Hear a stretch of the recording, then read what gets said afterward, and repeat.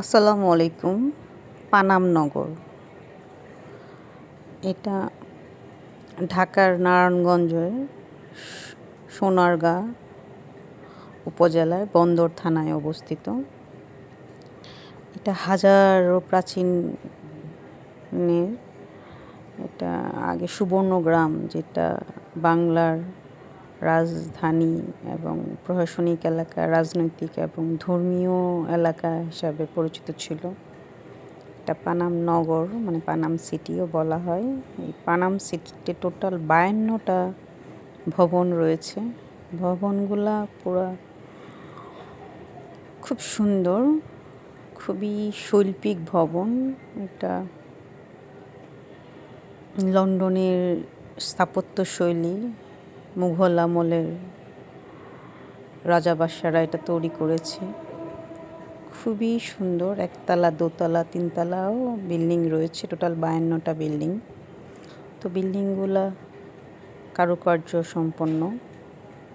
তো অনেকগুলো পুকুর রয়েছে, ঘাট রয়েছে, মসজিদ রয়েছে, মন্দিরও রয়েছে, টাকশাল যেটা ওইখানেও রয়েছে।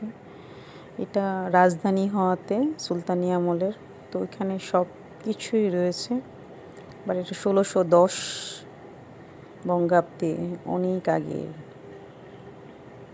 আজ থেকে প্রায় 600 বছর হয়ে যাচ্ছে। তো পিছনে একটু ঢুকলাম, পিছনের জায়গাটাও খুব সুন্দর। একদম পাশে পুকুর, পুকুরের এই পাড়টাতে এটা অ্যাকচুয়ালি আশেপাশেই বন্দর রয়েছে। এখানে শীতলক্ষ্যা নদীর পাশে অনেক পুরাতন, প্রায় ভেঙে পড়ছে, কিছু কিছু ভেঙে পড়েছে, আর কিছু কিছু এখনও রয়েছে। অ্যাকচুয়ালি এটা দেখলে মনে হয় যে মানুষের কত শৈল্পিক গুণ ছিল, সুলতানি আমলে রাজধানীটা কেমন ছিল। প্রথমে এসেছি, খুবই ভালো লেগেছে। এটা হলো প্রত্নতত্ত্ব অধিদপ্তরের আন্ডারে, ওরাই রক্ষণাবেক্ষণ করছে।